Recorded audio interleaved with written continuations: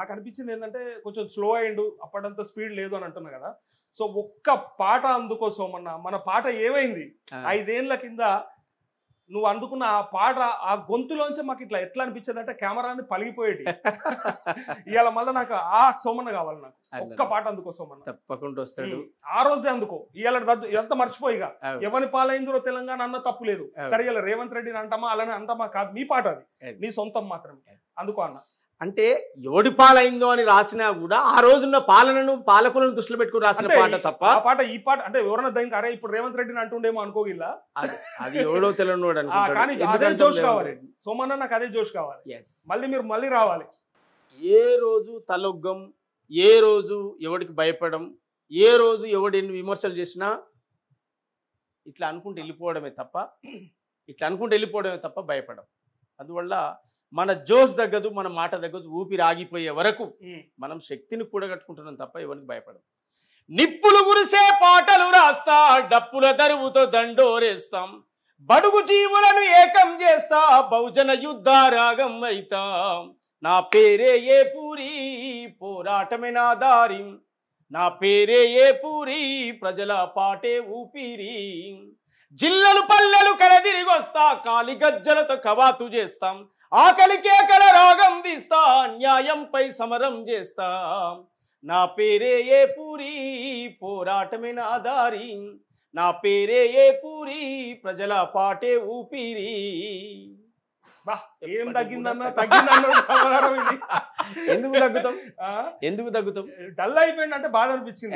లేదు, సమస్య లేదు. ఎందుకు తగ్గుతాం? మన ఆట పాట మాట కోట్లాది మంది ప్రజలు విముక్తి కావాలని పాడినం. ఒక ప్రభుత్వాన్ని కూల్చేసి ఇంకో ప్రభుత్వాన్ని సాధించడంలో మన పాత్ర ఉంది.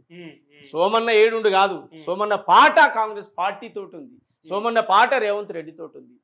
మనం రాసినటువంటి ఏ పాట కూడా ప్రజలు ఆ రోజునటువంటి పాలకులను దించాలనుకున్నప్పుడు ఖచ్చితంగా ఆ పాట పనిచేసింది. ఆ పాటలు వేసుకొని ఎన్నికలు పోయింది. ఇలా నేను ఎవరి గురించి అన్నది ఇస్తే వాళ్ళని తక్కువ చేసినట్టు అని అనుకోకుండా ఉంటే రేవంత్ రెడ్డితో పాటు అప్పటి ప్రతిపక్షాలు అందరి గొంతుతో సమానంగా వినపడ్డది మీ గొంతు. కరెక్ట్. నేను ఇది ఉన్నట్టుగా చెప్తున్నా, ఎవరికి నచ్చినా నచ్చకపోయినా. ఆ రోజు అంత గట్టిగా వినిపించిన మీ పాట కావచ్చు, మీ గొంతు కావచ్చు, అప్పటి పాలకుల మీద మీరు చేసిన యుద్ధం కావచ్చు, అవును, ఎంత బ్రహ్మాండం అంటే.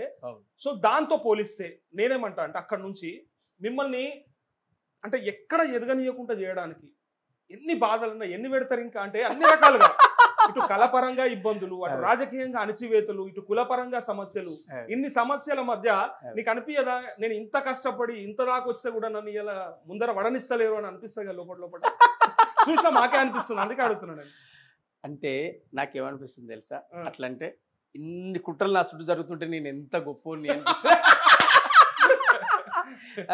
అసలు ఎంత గొప్పని, నేను నన్ను చూస్తే ఎంత మంది భయపడుతున్నారు, అసలు ఇంత డౌట్, ఇంత భయం ఉంది ఏంది, ఇంత అలసడు ఉంది ఏంది నేనంటే, అంటే ఎంత శక్తివంతుని నేను. అంతేనా? ఎస్, అంతే కదా. ఒక మనిషి గురించి ఇంత ఆలోచిస్తుడంటే ఎట్టుబడి విన్నాడి బోద్రా, ఎట్టుబడి విన్ని ఆపాలి అంటుడంటే గడికి దొరకబడమని చూస్తారు. దాని అర్థం ఏంది, నేను శక్తివంతుడనని.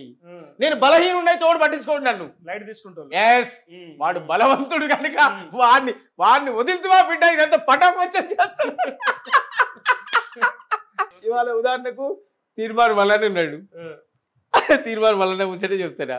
పాప మొన్నటి దాకా కాంగ్రెస్ ప్రభుత్వం రావాలని కొట్లాడినోళ్ళు, కాంగ్రెస్ ప్రభుత్వం రావాలని మద్దతు ఇచ్చిన వాళ్ళు ఎమ్మెల్సీ ఎన్నికలకు వచ్చేసరికి సడన్ గా తీర్మానం వల్ల దొంగ అయిపోయాడు, తీర్మానం వల్ల మీద విమర్శలు అయిపోయినాయి. ఏంటి కారణం? అదే, వీడిని గేట్ తీస్తే వీడు ఉండడు రాని, దొరకబట్టు రాదని భయం, అంతే ఎదిగిపోతారు అని. ఇది కుట్రలు ఎన్ని రోజులు సాగాలని అంటే నాకు నిజంగా బాధ అనిపిస్తుంది ఇది విన్నప్పుడల్లా. అంటే ఇది సరే ఇవాళ మళ్ళీ వాళ్ళు ఉన్నారా వీళ్ళు ఉన్నారా పక్కకు పెడితే, ఈ అగ్రవర్ణాల కుట్రలు నిజంగా ఎట్లా ఉంటాయంటే, ఒక సామాన్యుడు, ఒక బీసీ కావచ్చు, ఒక బడుగు బలహీన వర్గాలకు వెళ్ళి ఎవడన్నా తెల్ల బట్ట వేసుకొని తెల్లంగా వేసుకొని బయటకు వెళ్తుండు అంటే వాడిని దొరకబడడానికి ఎందుకు చేస్తారు? ఇట్లా ఎన్ని రోజులు చేస్తారు? ఎన్ని రోజులన్నా ఇంకా ఏం చేద్దాం చెప్పురు దీనికి? మీరు ఏముంటది దీనికి? కులాలకు అతీతంగా చదువుకున్నోళ్ళు, బుద్ధిమంతులు, బుద్ధిజీవులు, తెలివి కళ్ళంతా ఒక్కడ చేరాలి, ఒక ఆలోచనను షేర్ చేసుకోవాలి. కులాలకు అతీతంగా అది ఏ కులమన కానీ ఆయన స్వభావం ఏమున్నది? పేదోని ప్రేమించే స్వభావం ఉందా? లేనోని అనగదొక్కే స్వభావం ఉందా? అనగదొక్కేటోడైతే వాడిని అవతలికి దొక్కాలి, మన అవతలికి దొక్కాలి. వాడు మంచోడైతే దగ్గర తీసుకోవాలి, మనం మద్దతు ఇవ్వాలి. అట్లాంటి ఒక ప్లాట్ఫామ్ తయారు కావాలి. ఈ మన వర్గాల్లో ఏం పాడైందంటే, ఇప్పుడు అన్న మీరు కరెక్ట్ మాట ఎత్తారు. నేను 2005లో చెప్పానన్న ఆ బాధ, నా దుఃఖాన్ని 2005లో రాశాను నేను.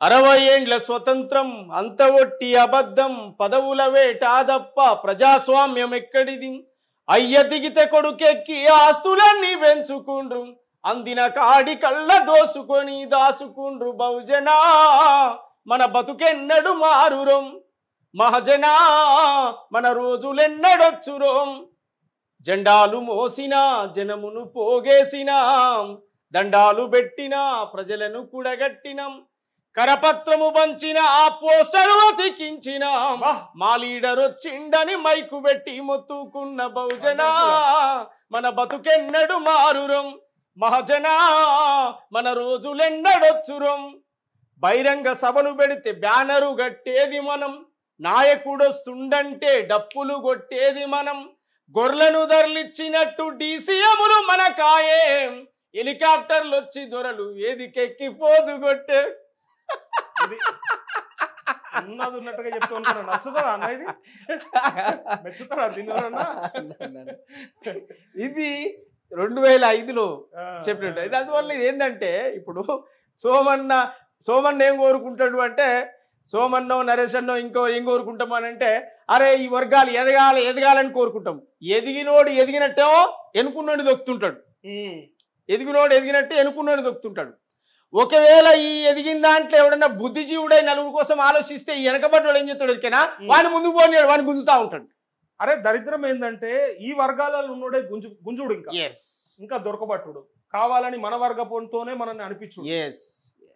అట్లాంటి పరిస్థితులు ఉన్నాయి కనుక అవి మారాలి అంటే కాలక్రమేపీ మారుతాయి. ఒకసారి ఏది మార్పు జరగదు.